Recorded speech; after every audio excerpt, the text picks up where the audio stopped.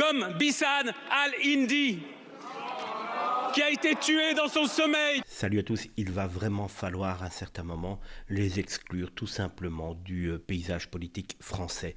Nouvelle scène hallucinante en effet cet après-midi à l'Assemblée nationale. Les députés de la France insoumise ont une fois de plus transformé l'hémicycle en théâtre militant.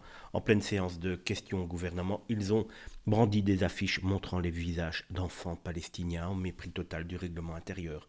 Une provocation calculée, orchestrée comme une opération de communication dans un lieu où le débat devrait rester digne et respectueux des règles républicaines.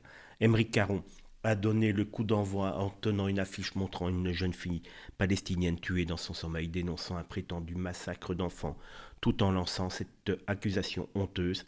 Les complices sont nombreux dans cet hémicycle. Oui, vous avez bien entendu complices. Les députés RN, LR et une partie de la majorité ont alors explosé à juste titre.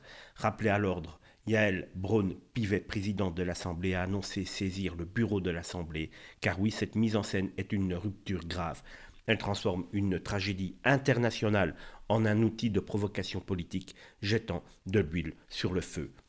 Le ministre Benjamin Haddad l'a parfaitement résumé. LFI n'a cessé d'instrumentaliser ce sujet si tragique à des fins politiques et de souffler sur les braises de l'antisémitisme. Ces manœuvres ne sont pas seulement indécentes, elles sont dangereuses.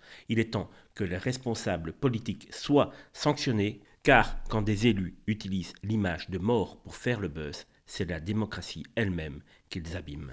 Comme Bissane Al-Hindi, qui a été tué dans son sommeil par un bombardement sur sa tente à Khan Younes dans la nuit du 17 au 18 mars dernier. Monsieur le député, regardez ce visage. C'est interdit de brandir des affiches. Regardez tous Messieurs ces les visages autour députés. de moi. Ce sont les visages de notre mauvaise conscience. Vous n'avez plus la parole.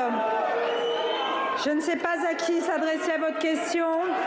Vous n'avez plus la parole, monsieur le député. Je vous remercie de ranger ces affiches.